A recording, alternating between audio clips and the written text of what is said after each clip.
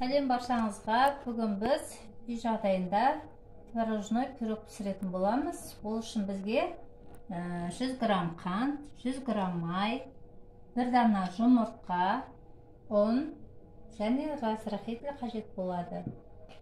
Мына разрыхитель үй жағдайында жасалған. Осы разрыхительдің видеосын жоғарыда видеоларында бар. Содан көрсеңіздер болады. Және сол үй жағдайында жасалған разрыхителімізге эксперимент жасайтын боламыз. Ал кеттік. Ол үшін біз 100 грамм сары майымызды ыдысымызға құйып аламыз. Үй температурасында болуы қажет. Енді осыған қантымызды саламыз. Сөйтіп, осыларды венчикпен жақсылап араластырып аламыз. Қантымыз ерігенше.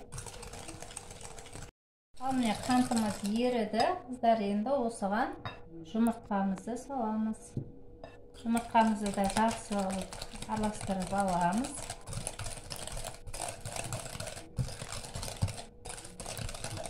Жақсылап араластырып алдық. Енді осыған 220 грамм ұнымызға 1 шай қасық разрыхителімізді араластырып, қосқышымызды араластырып, біртіндеп құямыз. Жаймен құйып араластырып аламыз әуелі.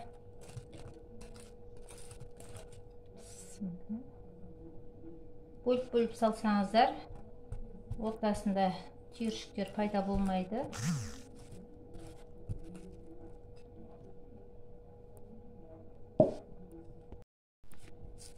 Ал міне қамырымыз дайын болды.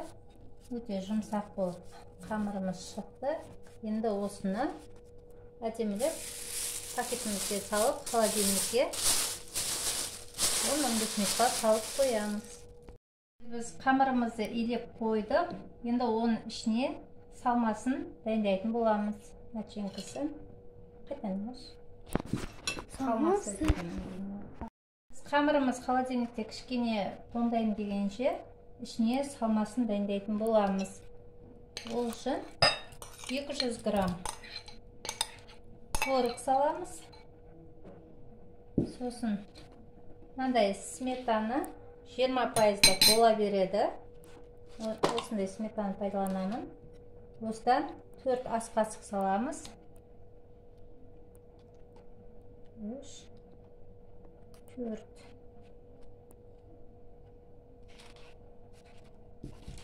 Үстіне қантымыз саламыз.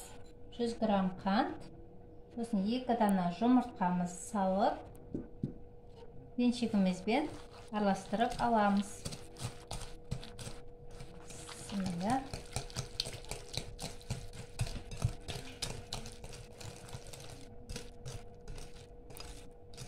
Ондай көп қатты араластырудың қажеті жоқ. Тек бір-біріне араласып кетсе болғаны.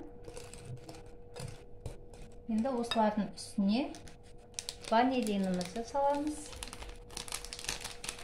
Ванилин кішкене хош иіс береді. Сосын мындай 2 шай қасық кукурузный крахмал салуымыз керек. Картофельный крахмалға қарағанда осы кукурузный крахмал жақсы ұстап тұрады начинканы. Сол үшін мен бірыңғай кукурузный крахмалды пайдаланамын. Олардың бәрін жақсылап араластырамыз.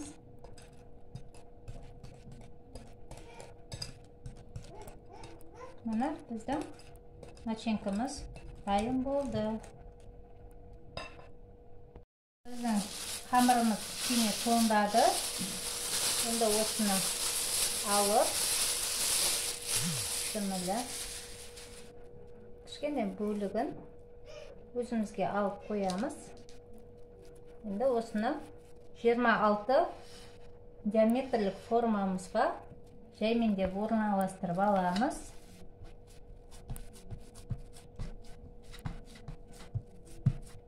майламақ қойыңыздар, өйткені мына тестамызда өзінде май болады. Сол жеткілікті болады өзімізге.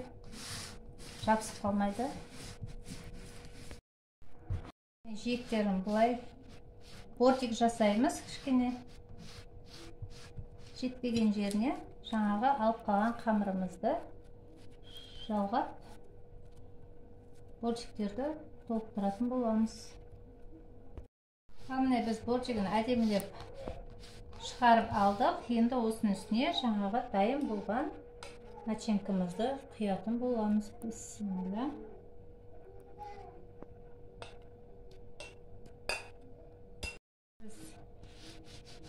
Начинкамызды құйып алдық. Енді кішкене бетіп қозғап жіберуіміз қажет. Өйткені жиек-жиегіне тиюі қажет. Сосын бортиктарын кішкентайлар бетіп түсіріп жібереміз. Құйып начинкасын бәрін дайындап алдық. Енді осыны қызып тұрған 170-180 градуста қызып тұрған пеште 30-35 минуттай пісіріп аламыз. Ал міне біздің творожный пирогымыз пісіп шықты. Өте әдемі болды. Тоңазытқышта 1-2 сағат ұстадым. Енді қазір ортасын кесіп көрсететін боламын. Ал міне қыздар, біздің творожный пирогымыз дайын болды. Міне кесіп дайындап қойдым. Өте керемет, ортасы әдемі болып пісті. Жұмсақ болды.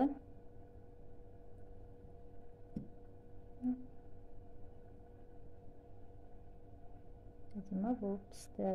Сіздер де жасап көріңіздер. Менің рецептім ұнаса, лайк басып комментарий қалдырыңыздар. Және де менің каналыма тіркелуді ұмытпаңыздар. Сіздермен бірге болған Жанар. Сау болыңыздар.